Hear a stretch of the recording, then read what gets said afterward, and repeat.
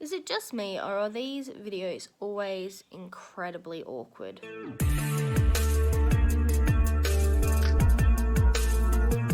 Welcome back to my channel, and today I'm bringing you another episode in the Get Ready With Me Dust Collectors series I'm doing with Paula, Amy and Kim, who I'll have all linked down below, so make sure you check them out.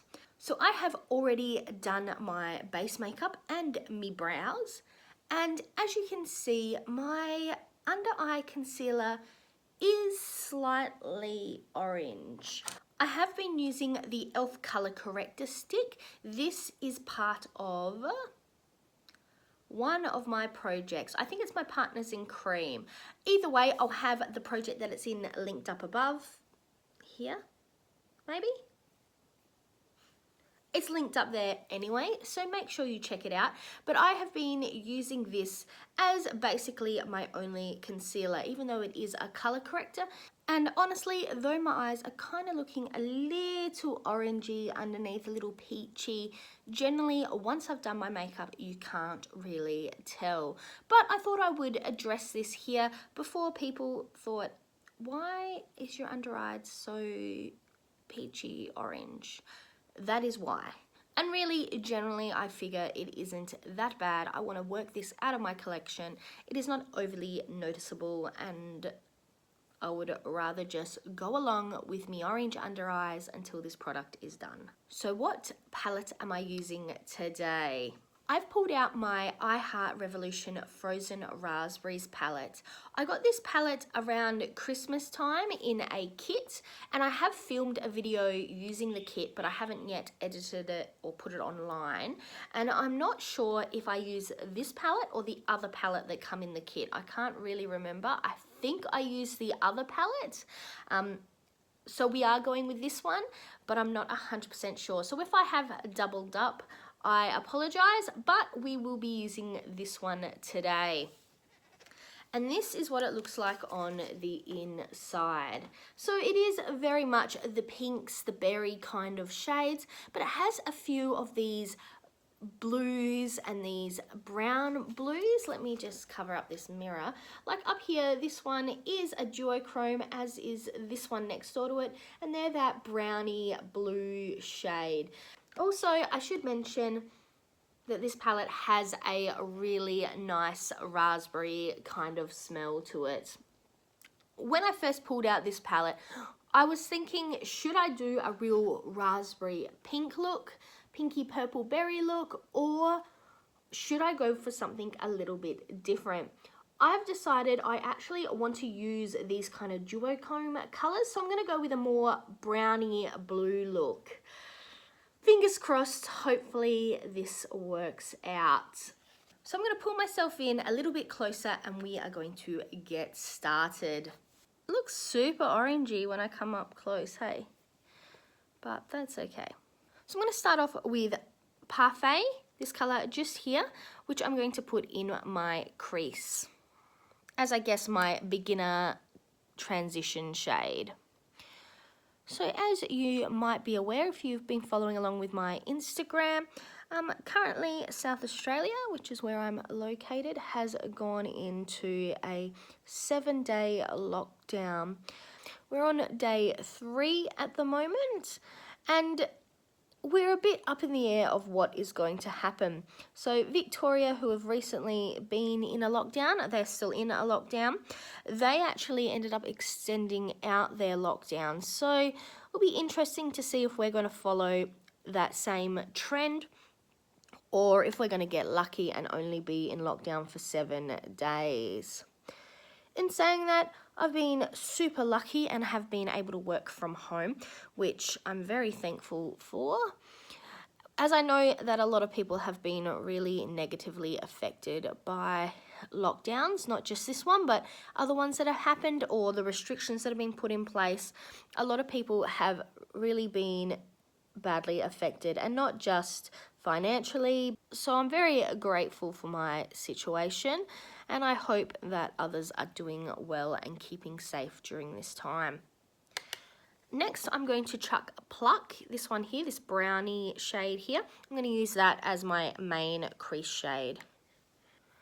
So like I said, I've mostly been working from home, and as you may know, I do live out of town from where my husband is. So when it got announced that we were going into a lockdown and I was able to work from home, I basically hightailed it to where he is located, just in case, one, it was extended, but also because I figured if I'm going to be working from home anyway, I might as well work from home where he is located. Him and my pug man.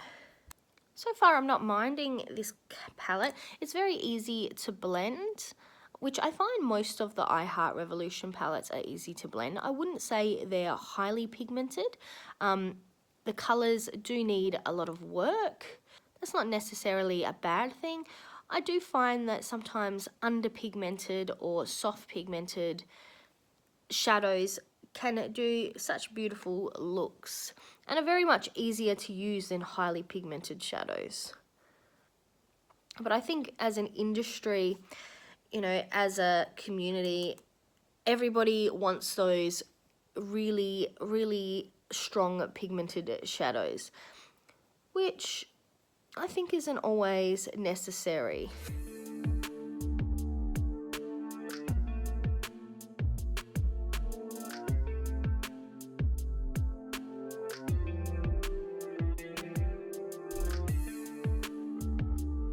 So you may be wondering, how does a librarian work from home?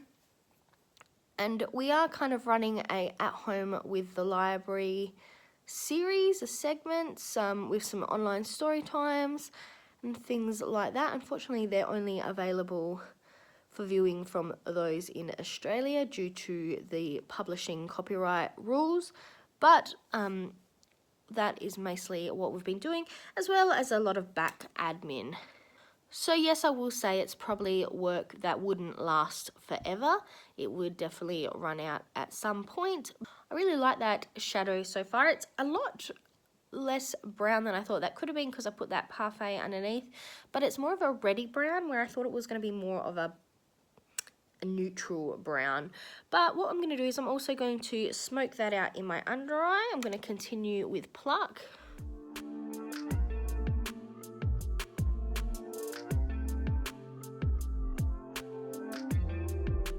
I'm interested to know, do you put shadow on your under eye?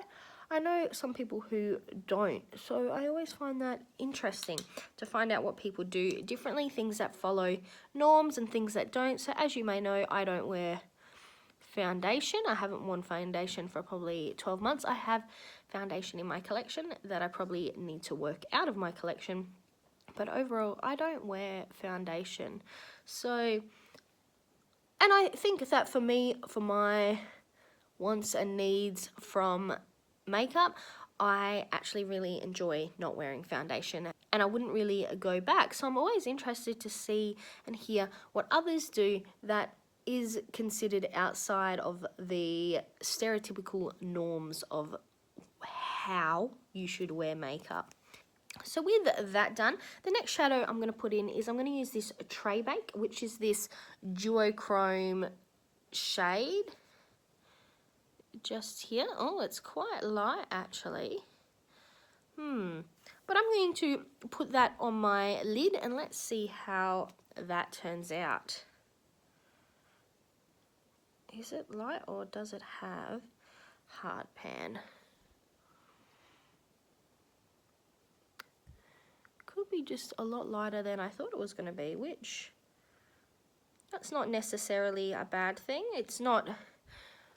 If I wet my brush or used a glitter glue, I'm sure I could get it to be a lot darker, but considering what my crease shades look like, I'm quite happy with it to be quite light.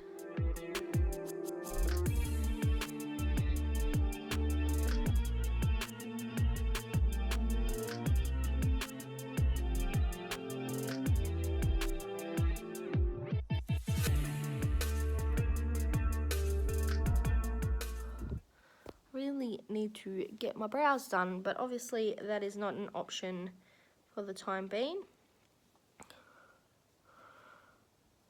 And I am not going to try doing it at home by myself. I don't mind that actually, something a bit different.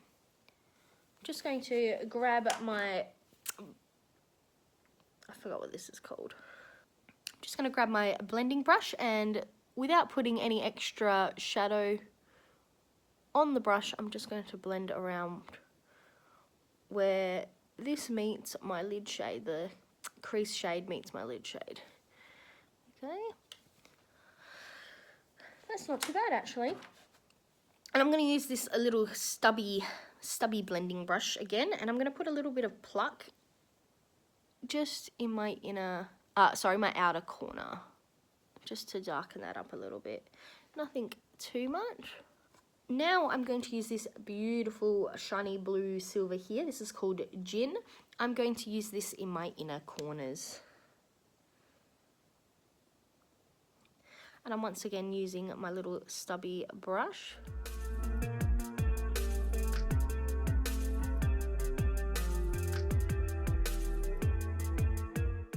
Just spread that up.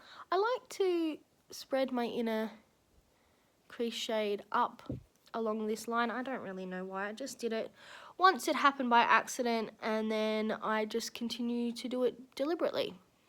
So just one of those things. I have no particular reason why, I just like to do it. I'm also going to use this as my under my brow. There we go. I might need to put a little bit more on. I think this would be better if I had either some glitter glue or some white eyeliner under there. But there we go. Alright, I am going to finish up with some eyeliner, some mascara and some lipstick, and we'll be right back. And we're done. So this is the look I created using the Frozen Raspberry palette from I Heart Revolution. So I just added some black eyeliner, some mascara and some lipstick. The lip products I'm using today are both from projects. This one is from my 50 Shades of Purple project, and this one is from my Partners in Cream. But as I'm in lockdown and as I am not where majority of my makeup collection is, I only have limited products. So these are the two I've used to complement this eye look. Overall, I will say that I do enjoy this palette. I will say that the shadows are quite softly pigmented. I guess that's the way to call it. They're not heavy pigments or super strong in colour. You do have to build them up a bit to get much out of them. I do think that the shimmer shades would work better with either a wet brush or a glitter glue, but today I haven't used either, and they still do come out. Probably not as much as they would if I beefed them up a little bit. But overall, I'm very happy with this look, and I'm very happy with this palette, and I enjoy doing these Get Ready With Me videos. Though in reality, I always find them super awkward and never know what to say or how to do anything. But with that said, that is all we have for today. So I'm Verity. That was the 14th episode in my Get Ready With Me Dust Collectors series I'm doing with Paula, Amy and Kim. And now to the outro.